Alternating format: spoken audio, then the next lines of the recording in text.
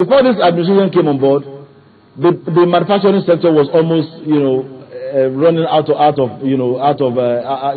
base because there was no infrastructure to support manufacturing. Now you don't just talk about these sectors in isolation of other key sectors, because it is not government that manufactures; it is the private sector that comes in to exploit existing infrastructure, favorable economic climate to engage in productive activities.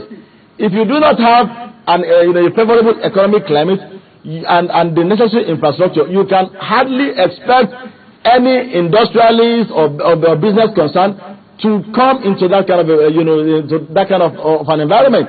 And since the president came on board with the very favorable economic climate and the macroeconomic stability that has been attained, there has been an upbeat movement in the textile industry. There has been an upbeat in the manufacturing sector that has to do with product manufacturing, and most of these indices that contributes to the favorable rating of Nigeria by international rating agencies, which unfortunately some critics often despise, are not just figures that you pick from the head. Before an investor decides to come and go into the manufacturing industry, he considers the favorability of the climate. Nigeria, before President Goodluck Jonathan, was importing cement, for example. Today, we have produced cement in excess of local demand, to the extent that Nigeria today is an exporter of cement. That is manufacturing.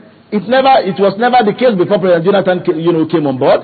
And the same thing is being replicated in virtually all the other sectors. So what I'm telling you is that with the sound economic climate which has been created by government policies, with the growth in infrastructure, development of rail infrastructure, road infrastructure, aviation infrastructure, there is a natural transfer of these benefits on the productive base, which is the manufacturing sector, and we have already started seeing these results.